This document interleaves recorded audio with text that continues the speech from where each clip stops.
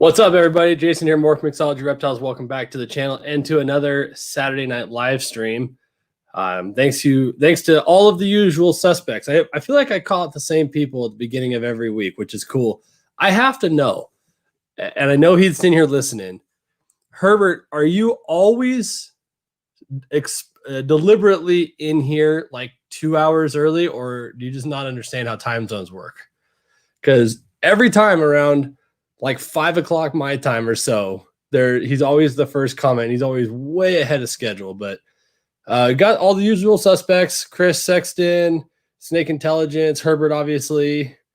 The Puget Sound crew from last week, they're in here. That's awesome. Obviously, Khalil's in the chat now, so he can see all of you guys.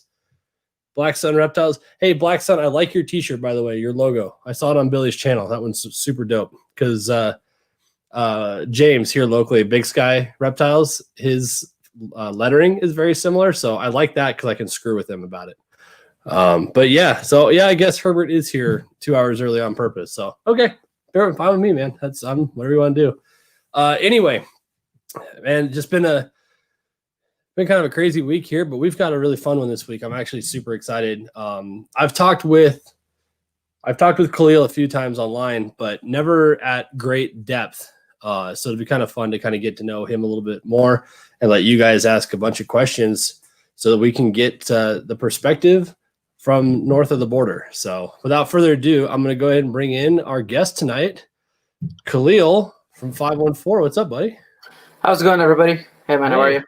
Okay, so before we go anywhere, I didn't even venture to attempt pronouncing your last name. ITANI. So how do you ITANI? Okay.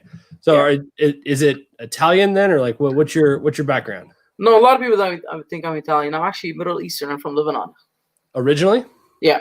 But I mean, I was born there in 85, but I moved to Canada in 91. Yeah. So I was 6 years old when I moved here. Interesting. Oh, yeah, man. So do you get to carry a dual citizenship doing that, or how's that work? I think I have my Lebanese citizenship. I'm not sure. That's wild, man. What brought the family out to this part of the world? War. Oh, makes sense. Yeah. Yeah. So at that point, my parents had an option to either go to Australia or Canada, and they unfortunately chose Canada. But I mean, it's good now. I'm breeding ball pythons. I can't do that down there, right? You can't get ball pythons. And yeah, that and everything in Australia is like 5 times as much. Yeah.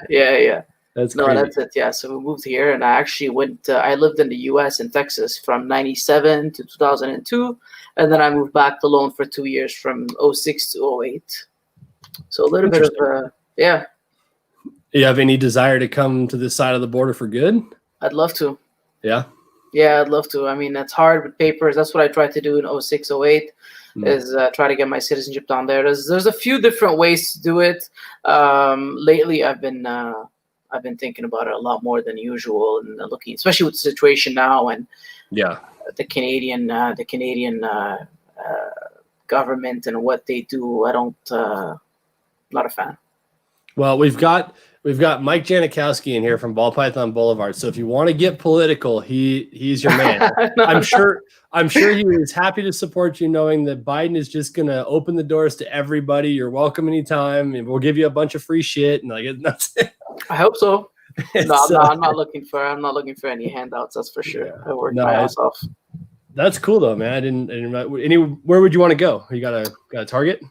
Fuck, man. I grew up in Texas, so I'd like to go back to Texas. I have a lot of family there, but I don't know. I love Miami. I love Cali. I wanted to visit Arizona. There's so much to do, but I mean, as long as I'm on the outside of the corner, just a plane ride away from anywhere, right? You kind of strike me as a Miami cat. Like it. I love Miami. You got that. No offense, but you got kind of like that Pablo Escobar feel. You know what I mean? Oh, It's like. I could see you rolling around Miami in like a Ferrari or something, and like, yeah, it's like I'll sell that ball python money, man. You could do just fine. I'd love to. Yeah, man. Miami's sick. Every time I go down there, I have you know what's sick about it is you got that tropical feel, the sand, the plants, all that that vibe, and you got that Spanish vibe going on as well. All the cars, but then you're in the fucking USA, man. You just You know what I mean? Like, it's such a sick vibe. Like, I love Miami. It's one of my favorite places. You know, it's actually one of the few major cities in the country I've never been to. Oh, yeah? I've been to Florida a number of times, but never to Miami. But I've watched plenty of TV, so I assume I know everything there is to know about Miami. Yeah, you know what? Some movies, some shows do show Miami for what it is, man. Yeah, for sure. Yeah. Oh, we got your neighbor in the north there, our buddy Will. Yo, what's up, bro? He appreciates the shirt shout out. Yeah, man, the shirt. I'm jealous, man. I can't remember who it was, but somebody got a care package from Will this past week, and I'm super jealous. I don't have any RCR merch, but he's got like dope camo hats, those shirts, a freaking puzzle of a puzzle. Yeah. Like that's the most hipster thing I've ever seen. I freaking love it. Real quick, Will, can I talk about what the shirt's about? I just want to make sure what the package is about. I just want to make sure that it's okay with him before. I don't know what is it's a marketing Will, can you hear us? Will's a marketing genius. Yeah, man. He's a marketing genius. He's a people person, that's for sure. No doubt, yeah. So this is what Will did, okay? And we've spoken about this way back when he started. He made, I believe the numbers are correct, 50 puzzles of his DG puzzle female that he made last year. Yep. He made 50 of those boxes saying volume 1. And on each one of those puzzles, there's a number on the back of the pieces. So 1, 2, 3, 4, 5, all the way to 50. Okay. And he made 50 of those RCR hats. If you spent, I believe, $3,000 in 2020 with him, I think, so guys, if I'm wrong, it's $2,000 or $3,000. I'm not 100% sure. And by surprise, at the end of the year in 2021, he sent everybody that purchased $3,000 or more from him a box and a hat. Oh, and that's super rad. Yeah, and now he's going to do a draw. I believe it's first, second, and third place. And if he picks the number that you have on your puzzle, then he has prizes. And I think those prizes are snakes, actually, like really, really nice snakes. I think first place is like a nice – oh, man, I don't want to talk and then I like screw him over after. But it's something nice. Anyways, freaking genius. I love the idea. I think it's great, and it's cool. You have that element of surprise that, you know, you get at the end of the year. You didn't expect that. All of a sudden, you get a hat, you get this nice box, and you're part of a draw. You know. Anyways, that's super rad. I didn't realize I didn't know the story behind it. That's awesome. Yeah. You know, it's like I saw on Instagram or TikTok or whatever it was a couple weeks ago that David Dobrik did something similar this year. He had 100,000 bright fluorescent green puzzles built. They're whatever they are, 1,000-piece puzzles, I think they are. And when you finish the puzzle, it makes a QR code, you know, like these, right? You know, and it makes a QR code. And when you're done, you scan the QR code and you have a chance to win $1 million from David Dobrik. That's pretty sick. That's sick. So he sells each of these 100,000 puzzles for $30 a piece or $40 a piece, whatever. There's 3 million right there as it stands. Yeah. And they sell out in like 25 seconds or something stupid. And people are like posting them all online, like marketing brilliance, man. It's so smart. My brain doesn't work like that. I don't know how to do that. The way to do it is you gotta just Google like marketing strategies, and then you get all these different ideas of all these concepts that are there, and then you take them, reprogram into your own way, however you want to do it, and just go with it, you know? Yeah, that's super cool. I was really impressed. I thought that puzzle was rad. And then obviously I've seen plenty of unboxing experiences from Will, and I know his unboxing is second to none, really. Yeah. You know, which is that's part of we're all trying to have that.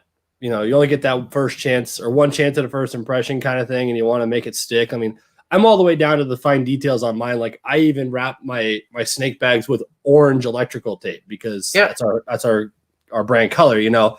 But nothing holds a candle the way Will does it, man. I don't know what he spends on marketing materials. It's got to be insane. Yeah, he's not. He doesn't cheap out on that. That's for sure. No, definitely not. Yeah. I'm gonna scroll through here, make sure I'm not missing anybody. We got people hanging out. Mike said there's no handouts, so you have to have a job if you come here. Bro, I'm ready for it. Let's see. Aquaball's asked where you're from. We covered that originally. Lebanon. Lebanon. Yeah, and then to Canada of all places. So Montreal. whereabouts are you located then? I'm in the province of Quebec. Okay. Quebec. It's French. I'm in the city of Montreal, which is like the main hub, I So guess. so you know what's funny about that is I don't know if you know it, I'm an air traffic controller by trade. That's what I do for a living. Okay. And in the controller Bible, the big 800-page book of rules and crap that we have to deal with, the actual phonetic pronunciation of that is Quebec. And so when I say it in my job, I always pronounce it Quebec. But I always wonder if I go to Canada and I pronounce it that way, people are going to look at me funny. It's Quebec. Yeah. But Quebec, because I'm assuming there's a lot of like Aboriginal type of like issues in the history of Quebec. There's a lot of standoffs between the Aboriginal people. We have some land that we freaking left to the Aboriginal people. Mm-hmm. There is a lot of history here about that. So I think that the word, I'm not 100% sure, but I think the word Quebec, or however you said it, derives from that. But here they say Maybe. Quebec. And it might be, in all honesty, it might be an emphasis for clarity kind of thing, because you're talking to pilots and that to be 100% clear. But okay, I just thought it was interesting. Aquaballs came back. They said that they're also from Lebanon, or Lebanese by descent rather, and now in LA. And Sweet. I don't know if this means anything to you, because it means nothing to me. Well, Habibi is it's a kind word. You can either say it. You can say it to your wife. You can say it to your friend. You can say it to your son, to your mom. It's just like my love, but it could be all different ranges of love. Whether it's okay. So Habibi, just my love. Khalil, brother, is. And is that Lebanese, or is that like Arabic, it's an Arabic word. Arabic, okay, interesting. Yeah. Do you speak Arabic? Yeah, surprisingly enough, I still speak Arabic fluently. I talk to my mom and everything. When I was young, I went to Sunday school and I learned, religion and classes in Arabic and writing. So I retained a lot of that. I speak to my mom in Arabic, but no one else really. Can you write it? I can write my name, but like I forgot everything. Dude, I see like people online going to Dubai and Abu Dhabi and stuff like that, and I see like the Arabic writing on the streets. I'm like, how the hell do you even know? Like I have spilled ink on a paper that looks more finite than that. Like, yeah, it's not easy, but I mean, everything's in English now though, so it's not a big deal. Yeah, that's true. If you go to Dubai, you have a huge population there is from North America. Have you been recently? No, last time I was in Middle East was 2004. I went to Lebanon, and I haven't been since.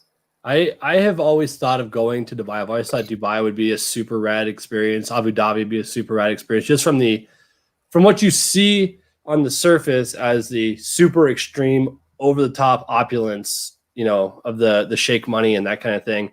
But my aunt was there, not last year, in 2019, on her way to Croatia, and said, save the airline ticket, don't waste your time.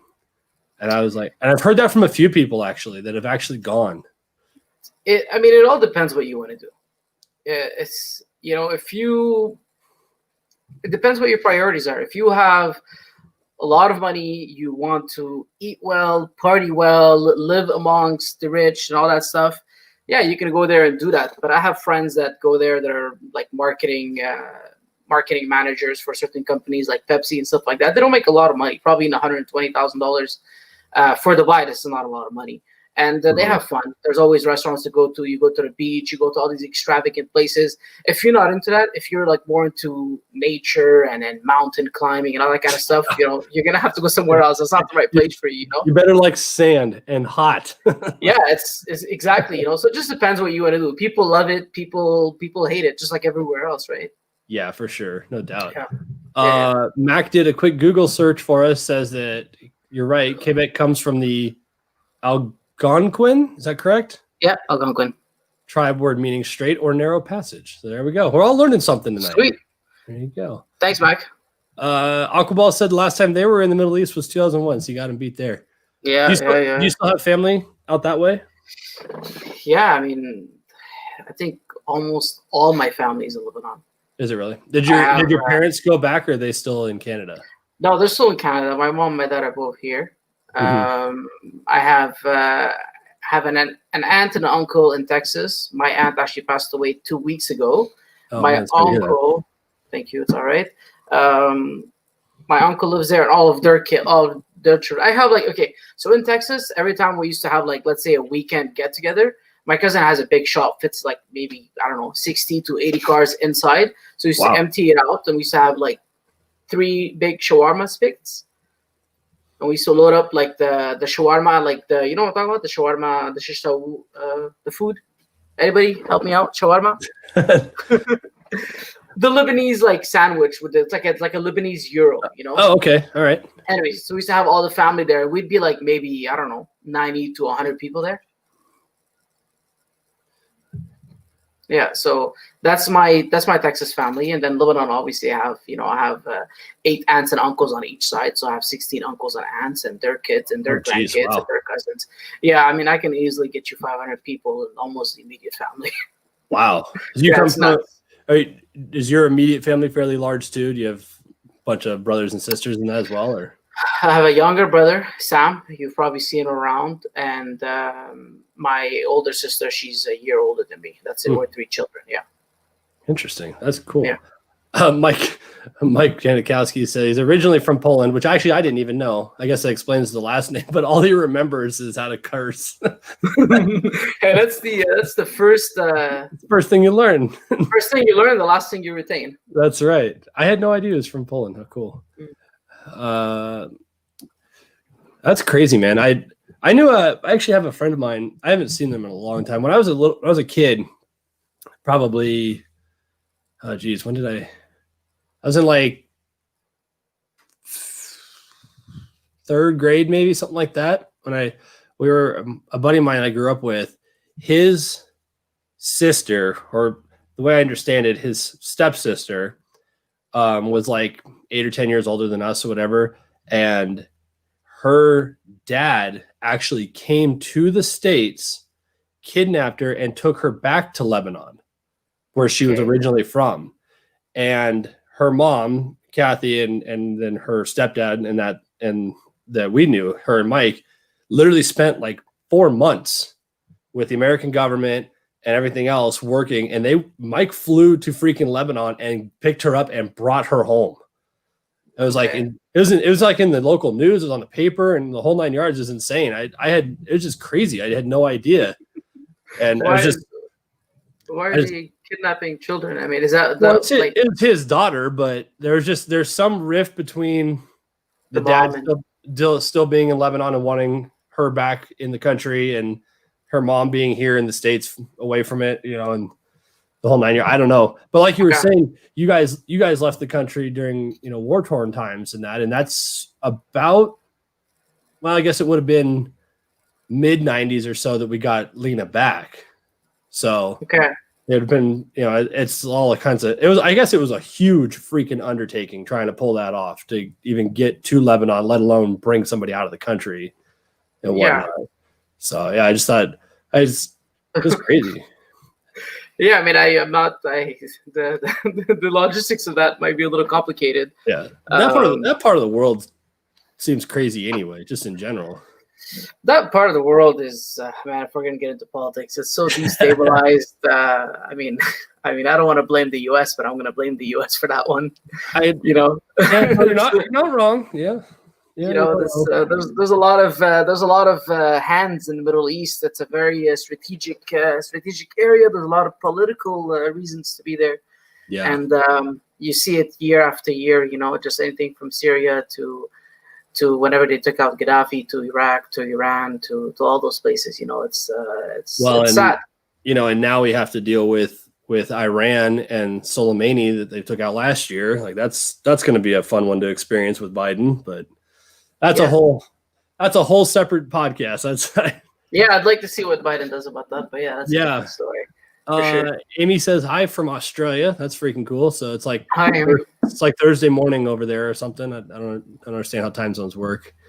Thursday morning. My dad's been there 8 times. In fact, 2 years in a row, believe it or not. So my dad flies private jets for a living. That's his career field. And he was delivering an airplane to Melbourne, where she's from. And so, but the airplane won't go to Hawaii. So the only way you can do it is go up through Alaska, Russia, Japan, Guam, that whole, it's a big freaking circle because the span between Hawaii is too far, right? So when he did this, he literally 2 years in a row, my 17th birthday, my 16th birthday, my 17th birthday, I think it was, or 17 and 18, something like that. He literally took off out of Nome, Alaska on the 14th of November and landed in Petropavlovsk, Russia on the 16th of November, and my birthday never happened. Oh, shit. Twice in a row. Literally twice in a row. Missed on your birthday. Like on his calendar, his phone changed, and literally it never happened. Like, so you've gained 2 years, man. That's right. That's two free ones. How old are you now? I just turned 30 in November. Okay, nice. Yeah. November what? 15. Okay, we're pretty close. I'm 23. Right. Okay. Yeah. And my stepdad's 21, so right in that area. Yeah, right there. Real quick shout out. Alcoballs wants to know where they can find you. I mean, everybody for sure. 514 Reptiles on Instagram, on YouTube, on Facebook. 514 Reptiles. I know I'm wearing the RCR shirt today, but giving a little bit of love to Will. Will's always guiding me with stuff. So I try to make a point not to wear my own merch on my own show. Yeah, I mean, it's actually, even for that matter, when I'm on somebody else's, I try not to wear my own merch either. I just think it's more fun to support somebody else. Yeah, it's always fun to support somebody else. 100%. I agree with you. Thank you, Annette, for the super sticker. Awesome. Appreciate that. Black Sun came in with one real quick. Says appreciate the collab. Morph Mixology, some of the best DIYs in the game. I appreciate that, man. I'm out of the DIY game, dude. I'm getting too old for that crap. Rodney's good people, man. Aquaball said they used to snake hunt in Lebanon River. I've never heard of snake hunting, man. What kind of snakes did you hunt? Like herping? Like, I mean, what are you looking for? I assume I assume being in the desert that they're all like venomous and trying to kill you, but that's just an assumption. Yeah, I don't know. I mean, Lebanon, there's a lot of mountains and a lot of beach and I was gonna say from that part of the world is where like leopard geckos and that are from too, isn't it? Oh, dude, I have no idea. I mean, I am not a reptile person. I'm a ball python guy. So. That's fair. That's fair. Yep. So you asked me about herping and where they come from. I can't tell you, man. Maybe if the name is in the actual, if the region is actually the name of the snake, maybe I'll be able to tell you. But also not. Maybe. There you go. Yeah, I'm not. I mean, I know what's in this room. That's about it.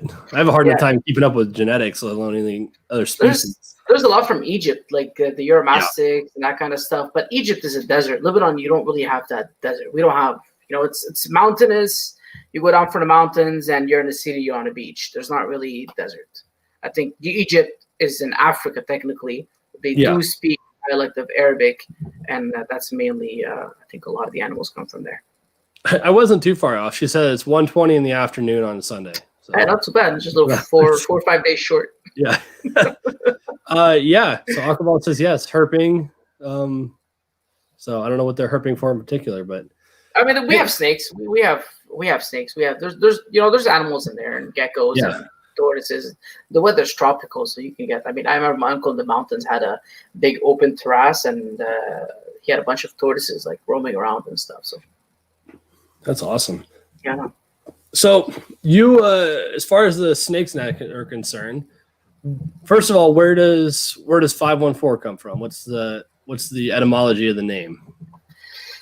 It's super simple, man. It's the area code here. Is it? Okay. Yeah, and I mean, when I first started, I just previous to 514 Reptiles, it was like me and my brother and his buddy. We took our 3 names together. We mashed them up, and it was something ridiculous that we put on. And then I had sold out. I had a few snakes, maybe 10 snakes, sold everything. And then when I got back in, I was like, I don't really want to stress about the name and having a difficult name. And I wasn't thinking of it as a business. To me, it was just like, I want to breed snakes, Yeah. I was like, for my Instagram, 514 Reptiles. And then it just grew and grew and grew. And at one point, I was like, whatever it fits. I like it. It's nothing deep, but Yeah, it's fine. Yeah. Doesn't have to be. It's just what about the logo itself? How'd you come up with that? The logo, I actually went on 99designs.com. Okay. And you basically pay like $300, and you have a team. You say what you want, the name, what the company does, everything you want in your logo, and then they give you like choices of pictures, and you choose what you want, but you don't like, and then you basically get, I think it was like 30 or 40 or 50 people that send you these logos that they make of your name, and you start narrowing down. So you choose like the last, like, I don't know, I think like 5. I can't remember exactly how many, or 10, and then you go from there, and then you adjust down to the last person that you're gonna pick, and then when you pick that person, you do like like I pick you, whatever it is. They give them the money. The website gives them the money, but then you get to revise your logo with them. I wanted something super simple. I didn't want a lot of. I didn't want a lot of like let's say snakes or skulls, and I wanted something to be kind of like an image friendly to anybody, that it can almost be a brand that you can wear and it looks good. You know what I mean? And we just went with that, and then slowly, like, he had made one that was like, I mean, I can't show you right now, but he had like made one, and then I revised it 3 or 4 times before I got to where it is now. And then now I just play with the colors and Yeah. Well, that was something I've talked about it on the channel too, that when we had our first logo and there was a conflict of interest there, we dealt with it, and there were no hard feelings. Fine. The one that's actually on my wall in that the metal sign that Mike Recker made, Recker Reptiles, is just it's a tattoo artist rendition of a dreamsicle and a 3-dimensional martini glass. And it looks cool, but I was at Garrett Hartle's place, I guess 2 years ago now. I guess no, it was beginning of last year, maybe. And he was right in the middle of his process with Stuart Design of changing his logo. And so he went through his whole like slideshow and everything and showed me everything Stuart was talking about, and how to you look at like the most recognizable names and logos in like retail and online or whatever, and they all have basically one thing in common. They're all super simple, super flat, and super vibrant more often than not. Mm-hmm. You think of like the Nike swoosh, the Apple logo, Google, whatever, the Chevrolet bow tie, that kind of stuff. And so it kind of got me thinking that I like my logo. I liked the logo the way it was, but it's a bitch to embroider. I can't get it engraved because it's got so many different gradients of color and shadows and this and and that kind of thing. And it just became a nightmare. And I looked to Justin, because Justin's logo, that snake, the shape of a Y, you could be at any event. It doesn't even have to be a snake event. If you saw a banner hanging on a wall from across the complex that had that Y on it, you know exactly who that is and why they're there. Yeah. And actually, that's what I wanted. He doesn't need a name. He could literally just, his big backdrop that he does could literally just be a giant Y, and it wouldn't matter. And so I like that concept, and he's been able to tweak it and give it some different feel, different themes, kind of like a skeleton theme and whatever, right?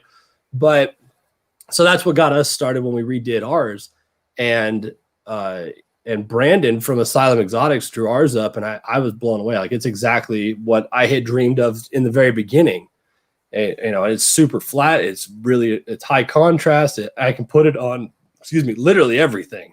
And so, and yours is the same way. You're in the same boat where it's not complex at all. You can do anything you want with it. So no, the key, I mean, what you want people to see is the minute they see your logo, you want them to be able to read the name and not kind of like there's a snake, there's a skull, the S is hidden inside of this. Like, no, that's the name. This is what it is. And you want a specific logo that you could put anywhere without wording that you're like, okay, this is 514, right? Yeah, absolutely. And that's the goal. And that's what we're going to, if we need to tweak it, we will tweak it. We will change, some things to it. I actually have a couple of different varieties of it that I don't really post very much, but as long as you're simplistic towards your marketing, man, you don't need to overdo it. You don't need to have simple is the way to go, in my opinion, you know? Well, and Will was the same way. I have one of Will's original shirts with that crest and the filigree and all that stuff on it. Yeah. And it looks really cool, but it's so busy, And last year when he did his rebrand to the RCR brand, and it came out like he has the black shirts with the gold foil font and that, like that looks super cool, and it still fits that ultra high end luxury brand kind of feel, but it doesn't need all the glitz and glam kind of crap all built in.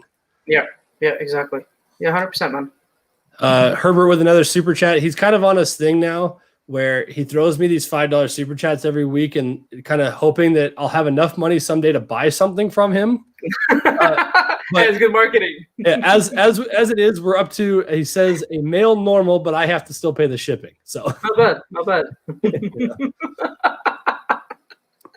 Herbert and I worked out actually a really cool trade deal this year that will be a fun project for both of us. So it's kind of an inside joke now. What did you get? Can you talk about it? Or? Yeah, so I did cinnamon ultramel to pewter genetic stripe last year. Oh, nice. And hit 2 pastel super cinnamon double het females, a pewter, a cinnamon, a pastel, and a normal. And I also want to work the Ultra Glow project because I like what that stuff's doing, but I've only got 2 ultramels and only 2 visual hypos, and I don't want to. One of them's a spider, and I don't want to use spider in that if I can help it. On the male side, I try not to have spider in my males if I can help that. And so when I posted that clutch was happening, Herbert messaged me and he said, "Hey, here's what I want in on this if we can do it." And we worked out a deal. And so he ended up trading me a well-started, I mean, it's probably 250 grams or so now, Spinner Blast 100% double het ultra glow female. Yeah. And some money for one of the female pastel super cinnamon double hets and the normal male double het ultra stripe. So now we're both working the ultra stripe and the ultra glow kind of simultaneously, which is kind of cool. Yeah, and that way when you start producing stuff, you can kind of bounce off each other. And yeah, exactly. And I can now, I can put, I can make a different male, maybe use my cinnamon ultramel and make a different double het ultra glow male to add in so that we got mixed bloodlines and that kind of thing. So yeah, it was kind of neat. It's that girl's doing fantastic and she looks rad. She's like a super high white sided spinner blast. So yeah, that'll be fun. I like the Ultra Glow project. Ultramel hypos are pretty cool. Yeah, and that stuff that Daniel Allison's doing with his is just his Ultramel's next level, dude. I don't know what he does different, but it's I don't know if that wither thing is like a gene or if it's just his line bred, super high intensity orange versions of the Ultramel or something, but his Ultramels are insane.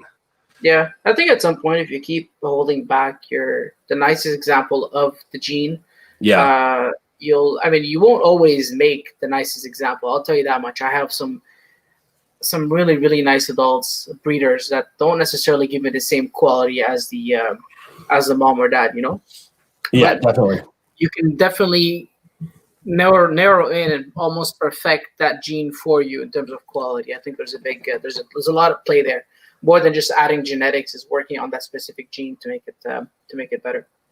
Yeah. I did the same thing this year. I saved one of the cinnamon pinstripe ultramel females that I made, and of them, the one I picked it had the best color contrast, but down towards the tail, it had by dramatically less amount of pattern.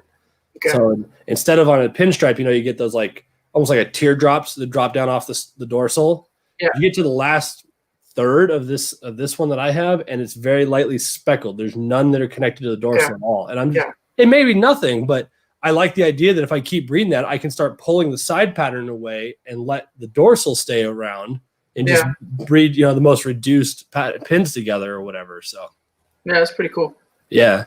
I take it this is your brother that stopped by to say hi. Yes, and Sam. got a sub from somebody else in the chat. So we're sharing love around here. Yeah, so Sam is that's my brother. He's partners with me in 514 Reptiles. Okay. Sam is a marketing guru. He owns a agency that basically does social media ads, Facebook, Instagram, Amazon stores, websites. He does the whole shebang, and he has a channel called Two Chapters Ahead, meaning that no matter what you know, you're always two chapters ahead of, you always want to be two chapters ahead of something, or two chapters ahead of somebody else. And his channel is basically teaching people, and it's free content, teaching people about social media, how to build a brand, what to do. And he'll post, I think once a week, he posts videos on YouTube. So interesting. That's super cool. Yeah. I like that stuff when the people like that do that kind of content, that's free for people to learn and whatnot. And then if they get to that point down the road, they can come back to you for your company and whatever your company does. I look at people like we have a personal, without going into a long background story, we have a personal connection to, I don't know if you know who Ty Lopez is. Yeah. Out of LA. Yeah. So we have a personal tie, no pun intended, to Ty Lopez. Mm-hmm. And I can't fucking stand the guy, in all honesty. Because it's just the way those kind of people do it is, I have all of these secrets on how to make you super rich. All you got to do is buy my course. Like, no, I'm sorry. That's bullshit. That's not how it works, and he claims he reads a book. He claims he reads a book a week, and there ain't no way in hell that's true. So we want to go over this? We have time? No, you can if you want, man. I got all the time in the world. All right. Here's the thing about these guys. First of all, Ty Lopez, Gary Vee, all those guys, they do have a lot of free content they put up online. They do. They have a lot of free content that you can watch. They have a lot of videos. They have a lot of whether it's Instagram, Facebook, YouTube, whatever it is, they do. Okay, we know Ty Lopez, so I'm not gonna get into too much of the business and what we do and stuff like that, but we do know Ty Lopez. And at the end of the day, so he does all that, and then obviously, his living is to sell you courses on how to make money, and that's how he makes his money as well. In terms of reading a book, I'm not 100% sure what he does by that, but I know that if you listen to a guy called Jim Quick, Kwik, he has a book called Limitless, and basically teaches you how to read a book really, really fast. Okay, and that's why you can finish a book a day. There's many ways to do it, and there's power reading, and I listen to my audibles at a faster rate than just a regular rate, right? Like when you open up your Audible, you're listening to a book, you're listening it to 1.0, but your brain, between the words, your brain can start thinking of other things. That's how fast our brain functions. So when you start increasing to one, like I listen right now, I'm at 1.3. My brother listens to books at 1.5. Do you listen to podcasts that way too? No, I don't listen to podcasts. We just finished a Grant. We're finishing a Grant Cardone 10 times course, and I think we were listening to it at 1.2 or 1.25. But podcasts, I don't listen to many podcasts. I listen mostly to Joe Rogan, and no, I don't listen to it at a faster rate. I know. So I'm a super old 30-year-old, so I don't listen to music anymore. I listen to talk radio and podcasts, and that's it. And I know people that will legitimately listen to a podcast, whether it's Joe Rogan or the Dave Ramsey show, at 1.5, and I don't that's insanity. I don't understand how you do that.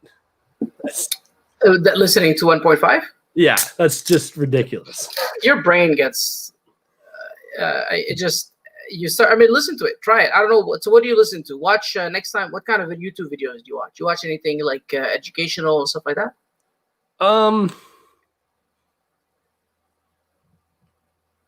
No, not really. Probably not. I watch it's interesting because the vast majority of my media consumption is YouTube by far. We don't even have cable anymore. Yeah, same here. And Netflix and Hulu and that have just gotten boring, in all honesty. Mm-hmm. And so the overwhelming majority of my sub box is a handful of reptile channels, very specific ones though. I don't watch most, unfortunately.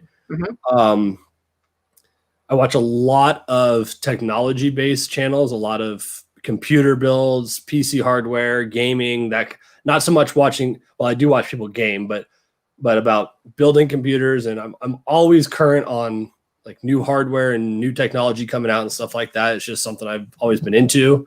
I watch a handful of car channels, and then the rest of it is a very small selection of YouTube gamers that I've just grown fond of. But that's, I mean, I have a normal routine. Like every morning I wake up and when I get to my YouTube past 7 a.m. our time, the first video that comes up is Brian Barczyk's. I watch it every day without fail, and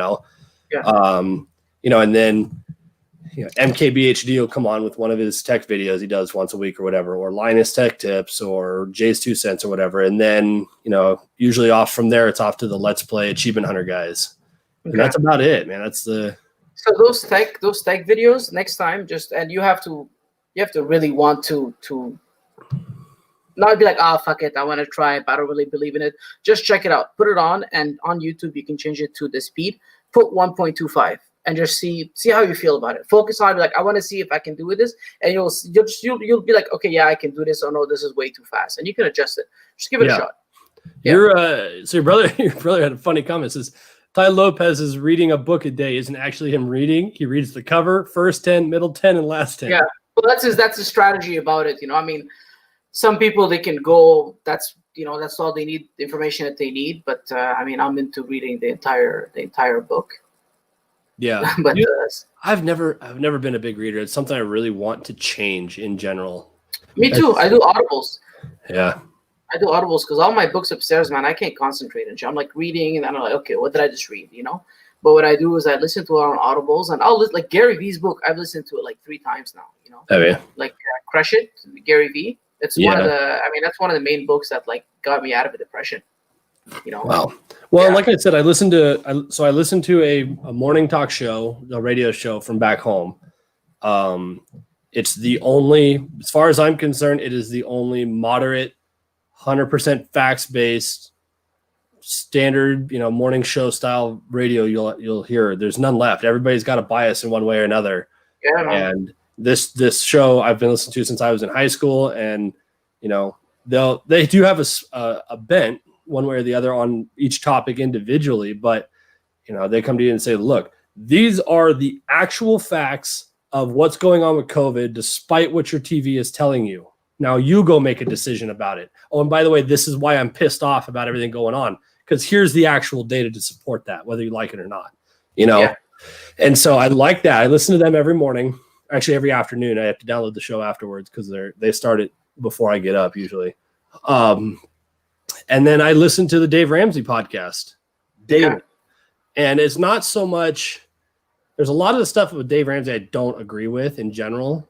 Just personally, I think he's very out of touch and unrealistic with a lot of things. But if you put aside, if it's not for you, you put aside the Christian belief part of it and what the Bible has to say about everything, and you put aside you should literally have never seen a piece of debt in your entire life and pay cash for everything you ever come across, including your house, since the time you were 5 years old. Yeah. And you kind of like your brother said, and you listen to the middle 10 minutes, more or less. Yeah. The core and the rhythm and the mindset is stuff that I enjoy, because he's got a good point. I mean, the way his idea of getting people out of debt, having an emergency fund, saving and paying cash for things that you want, putting money in retirement consecutively, so that when you get to 50 years old, you can just say, screw it, I can do whatever the hell I want now. That part I get. And so it's more for me, it's more of like an indoctrination thing. I figure if I just continuously listen to it over and over again, eventually I'll just adopt it and, I start living like that. So, that's why I do that. And then, like I said, YouTube's kind of my escape, so to speak. Yeah, there's so much available on YouTube. It's great. Oh, no doubt. Yeah. I mean, there's no point for TV anymore. And most of it's all either, fake reality TV bullshit or depressing news. So. Yeah, man, 100%. Cool. Well, I guess we can, we're 45 minutes in already. That's crazy. So are you full time with your snake stuff, or do you have a quote unquote real job? I had a real job up until March, obviously because of COVID. We had 3 restaurants, 2 at the airport and 1 in a shopping mall. But Oh, here wow. in Quebec, we've everything's closed down. The airport has really, I mean, they're operating at 2% of what they used to operate. Oh, So geez. we close everything down. We still have 1 that is closed, not permanently closed. It's closed, but we're looking at ending the lease and moving away from that. Right now, my income, yeah, is basically all ball pythons for now. I do trade a little bit on the stock market.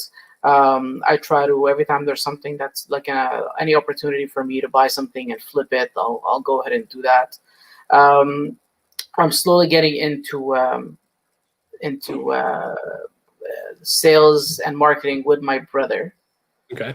So probably gonna hop onto that team soon and expand his business in that sense. What But kind of yeah, I mean, restaurant? we had so they're franchises. We had one that was a sushi restaurant. It's called Sushi Shop, and Okay. the other 2 were called Jugo Juice, which is a smoothie, fresh juice, wraps, cereal bars, that kind of stuff, like a health concept, which is not really healthy though. It's all sugar and bullshit. But Of course. yeah, that's the 2 It, that we it had. makes it makes middle-aged moms in yoga pants feel better about themselves. Yeah, exactly.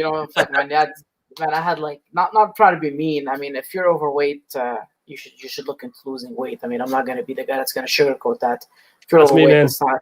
No, like generally speaking, not just like you, but anybody. Like now we have a lot of nowadays we have a lot on TV where like the fat shaming thing, whatever it is. Look, I'm not. Everybody has their reasons, but you should like obese people should not be proud of that. It's not good for your heart, for your health, you're gonna die. Take care of that, okay? Yeah, Um, I'm not about shaming people, but I think this movement, you see a lot of it on Facebook or on the TikTok right now too.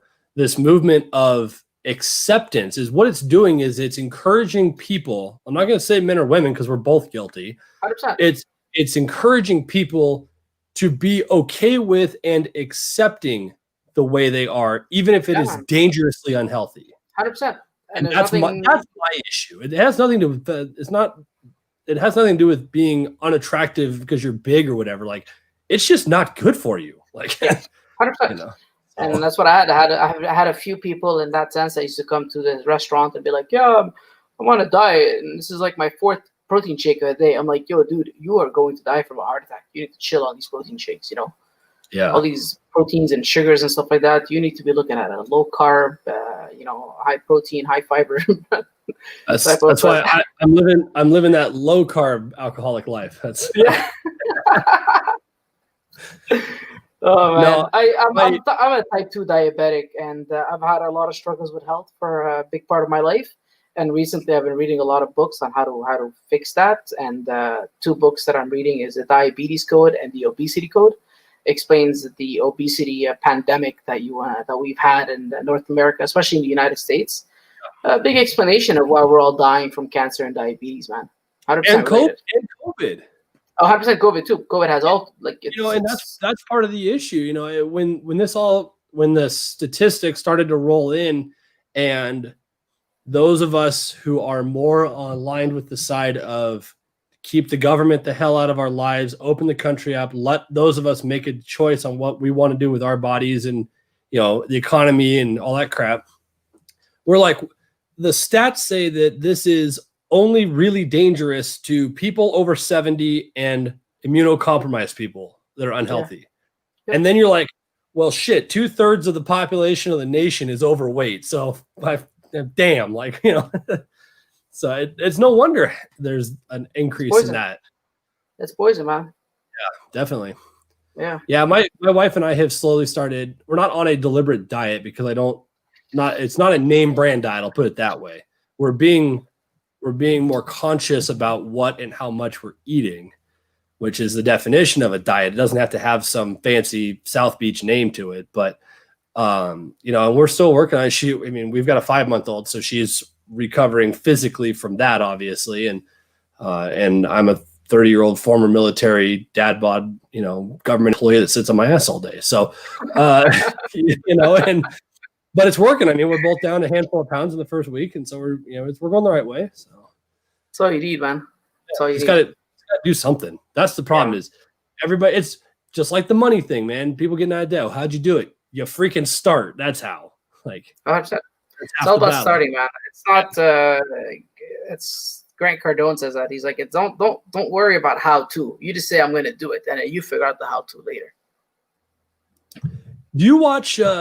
Just as a side note, I can't remember the guy's last name. He's a YouTube celebrity or whatever. His name's Manny. Manny Kashman. Yes. Iranian Persian guy in Cali with all the cars. He's a real estate tycoon. Yeah. I watch him sometimes. He's cool. It's I watch him sometimes. He's not someone that I'm subscribed to and I watch on a regular basis. I probably watched 10 of his videos or something. You kind of remind me of him a little bit. I started watching his stuff a while back because I just like the cars and that. But I mean, he's in that same boat as Ty Lopez. And look, I have no personal vendetta or ill will towards Ty or Manny or any of these guys. Quite frankly, I'm jealous that they have figured out how to corner the market on teaching people how to make money while they make money doing it. That's genius. I can't for that. That's the beauty of capitalism. Yeah, man. But I think I'm more just jealous that I didn't do it, but Manny's the same thing. He's got some course on being a real estate mogul or whatever, and it may work. I don't know, but obviously it's working for him. Either that or he has a shitload of debt. So he's doing good. I love watching people like that have some kind of status, and you see them like. You look at I saw a video the other day of Conor McGregor showing up for this fight that's happening this weekend or next week or whatever it is, and tonight, isn't it tonight? Tonight, yeah, maybe. And he rolls up, and I noticed immediately when he showed up, he's got a Jacob & Co. Astronomia watch on. Those are $1 million because I watch the producer Michael channel, so I know how much they cost, right? And I'm like, that's crazy. That's an insane amount of money to spend on a watch. And he either has a boatload of money or a boatload of debt. That's just how it goes. Like, he has a boatload of money. Yeah, no, in his case, yes. Yes, he does. Yeah. I'm excited to see his return. And I really hope that either Jake Paul or Logan Paul actually step into the ring with him because they're going to get their blocks knocked off and it's going to shut them up. That's a waste of well, hey, you're talking about marketing geniuses. You got to give the Paul brothers credit because they have figured out how to absolutely capitalize on that in a massive way. Hey. Jake might get into that ring knowing damn good and well he's going to get hit once and die. Yeah. But he's probably going to make $5 million on that event. Yeah. It's insane. Those guys know better than anybody how to do this, especially online. Yeah. No, they're good. They're good. They have no shame, right? So that helps a lot. They're smart. I'm not saying they're not smart online, but I think I think we've. I'm an old soul, I think we've lost a lot of the old types of way of doing things. Where that recent fight that we saw with when Jake Paul fought, and it was the Tyson fight. I mean, that was a joke. Yeah, of course it was. But all that was a media hit. This is not the old Tyson fights and the Mayweather fights and the what's his name, like all the old fights the way they used to be. It's not the same anymore, Yeah. And now it's all like how much clout and how much attention can I get because I want to make a couple of million. But something should be kept as classics, man. To me, boxing and that kind of stuff, man, just leave it to the OGs. Yeah, no doubt, absolutely. And you got to have guys. I like there. There has to be new kids on the scene, and I like guys like McGregor and that because he's a cocky asshole. I get it, but he came out and got his ass kicked a few times too. I mean, he earned his way into that spot. Yeah, Connor's a cocky, like you said, he's a cocky motherfucker, but he can, he's his mouth is where his money is where his mouth is. So yeah, he can certainly back it up nowadays, which is he's earned that respect to be heralded in the in the same conversation as people like Ali and Mayweather and that. It's like, absolutely, he's definitely earned that right. So I didn't realize that fight was tonight, but I guess I guess there's people here that come to these lives to talk about snakes. Yeah, we do that too. Yeah, it's kind of fun sometimes to just get a It's just a banter. Like I said, I don't plan any of this stuff, so it's fun. It's not, to me, it's like just sitting around the couch with some buddies having a beer. Like, for sure, man. Now more than ever, we can't do it as much. So it's nice to do it. Seriously. You guys are having even more lockdown issues than we are, aren't you? Like, you guys are pretty. Yeah, like we have a curfew. We have to be home by 8, and we could only get back out by 5. Most places are closed. Malls are closed. If you go to Costco, you can't buy like clothes. And I need a humidifier for my snake room. I had to buy it online. Everything. It's just like it's fucking communism, bro. But whatever. That's insane, dude. I've been admittedly very fortunate through all of 20 that financially. This year did not affect me at all in my family. We weren't set back. Like I said, I'm a federal employee. My wife works in healthcare. We had plenty of work, believe me. That's good. And being up here in Montana, like I feel like we're kind of like one of the last small pockets of actual, old school America, so we just didn't participate in most of the shit. Like, we weren't locked down with crazy curfews and restrictions and stuff like that. And you walk into Lowe's and you're not wearing a mask, and most people don't really care. I've been very fortunate in that regard, because my family's in Sacramento. And so I got to see and hear the other side of that story, and it would have drove me nuts being in a place like that, or God forbid what you're dealing with. Like, that would be insane. It's crazy. So, it's crazy, man. All right, I guess snake wise, since we're almost an hour into this, people that follow you obviously know that you've got some next level stuff going on. Thank you. But most of your operation is out of your house. Is that correct? Yeah. I remember Billy's video last year or whenever it was, and he came and visited. It was like half of your racks are like in your bathroom, and like like. So I had all my snakes were in one of the rooms upstairs. So we have like one basement, 2 basements, and then like a main level and the bedrooms upstairs. So we had one of the rooms upstairs that had all the snakes. And then because of COVID, I was able to pay way more attention to my snakes because my restaurant shut down. Mm-hmm. So all of a sudden I went from the usual 15 clutches a year to 35, and I ran out of space pretty fast, especially with the holdbacks. Like, I held back like 92 holdbacks this year. Oh, jeez. So I had to expand, and we have a pretty big bathroom downstairs that we don't use. So I was like, fuck it. I'm just going to put my racks in there, and it's small. I can heat up really well, build up the humidity. So I'm in there now. I have the babies in there, but we're looking to move in July. We're looking to move in July. So we'll be buying a house and try to make one entire room for all the snakes in one spot. Oh, cool. Excellent. Hopefully. Yeah. So you did 35 last year? This past season, yeah, we did 35 clutches, 235 babies. That's the most you've done thus far? Yeah. With the restaurants, this was just kind of like a side thing. Luckily, it's no longer a side thing. Luckily, I had this because I would have no money especially the amount of money that I lost with my restaurants. Yeah, of course. It's really saved me from everything. And, and I'm also a huge believer in not always, but when you can't outgrow your current space before you upgrade, Absolutely. Yeah. Yeah. That's funny that you mentioned that, because that's actually something that I heard on the Ramsey show a couple of days ago. He was talking to some guy that was trying to grow his business, whatever. And he's like, the worst thing you can do is buy or build or lease a building and then try to grow your business to fill it. Because now you're trying to structure your business to fill your liability, as opposed to wait until you can't anymore, then move into one that you're basically already full at that point, sublet yours or sell it or whatever, because they did the same thing. He built his place, whatever. And, they had to build a brand new building because they were busting at the seams and it's already full, and so he's like, the last thing you want to do is, you don't want to go out and you got 10 clutches a year in that. You don't want to go out and set up or rent a 5,000 square foot facility or something like that. That'd be insane. Doesn't make any sense. Yeah. And I look at, like Billy's place, and that move that he's making is really interesting to me. Obviously he pretty well maximized the space that he had prior. Yeah. And the amount of volume he could put in there. Having never been there, I can't imagine that room was all that big, realistically, just from, seeing different angles of shots and that.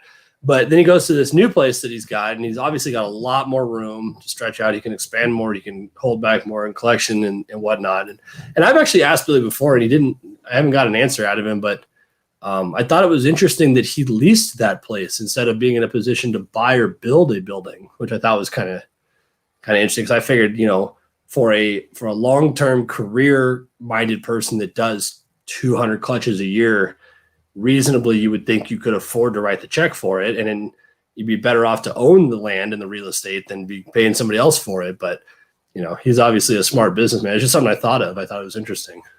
Yeah, I don't really know. I don't really know the answer to that of why Billy operates the way he does. I try to kind of keep to myself, and Well, hell, I don't really know.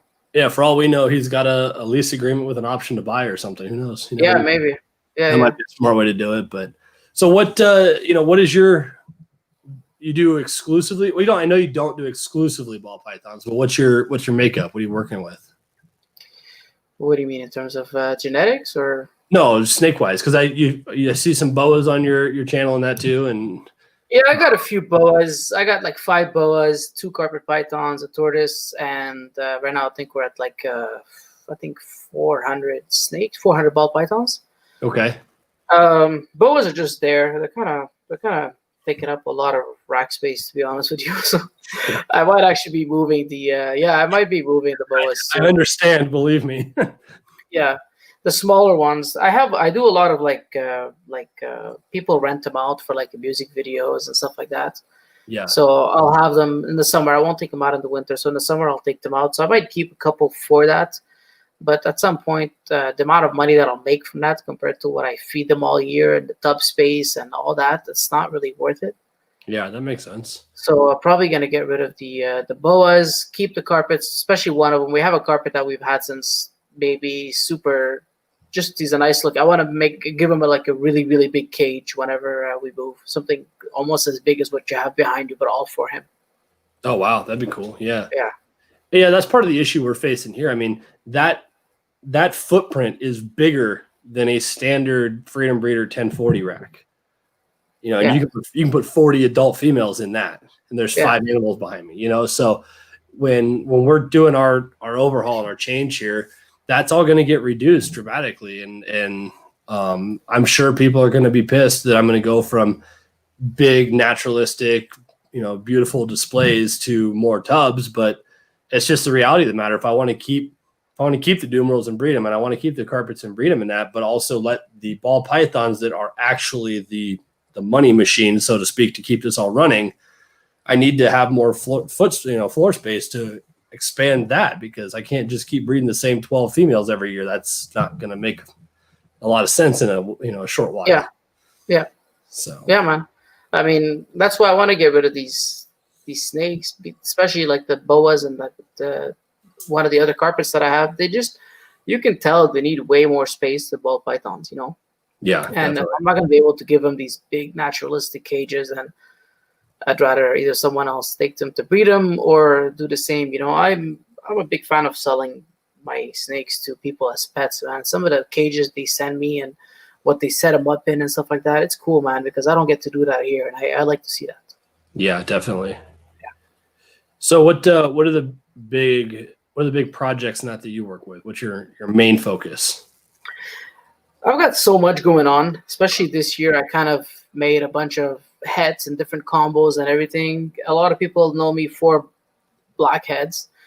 And surprisingly, I don't make a lot of blackheads, but I do love them very much, and I do make sure that I don't mix them with pastel. But else than that, oh come on, man! Some combos of blackhead and pastel look nice.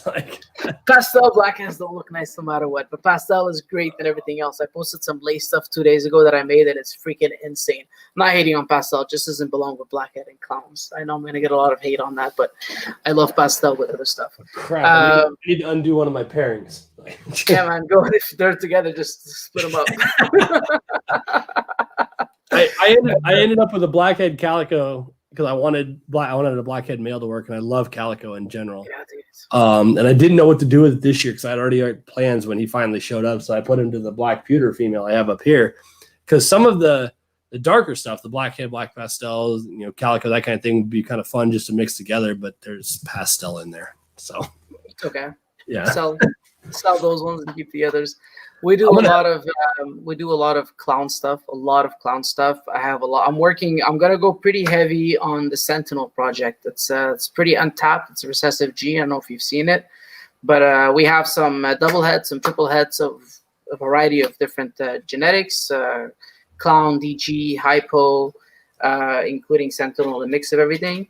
And is that one of those that, for lack of better terms, falls in a category with 2 or 3 others genes that people all think are the same? Paint, Sentinel, and in Europe it's speckled. Okay. At the beginning, a lot of people thought it was a codom. A lot of people got screwed with money in that. But it is a recessive gene. There is a big visual trait to it. You can see it in the heads. But I have produced many this year. I think probably 35. And some of them you can't see it at all, especially like more basic stuff, like a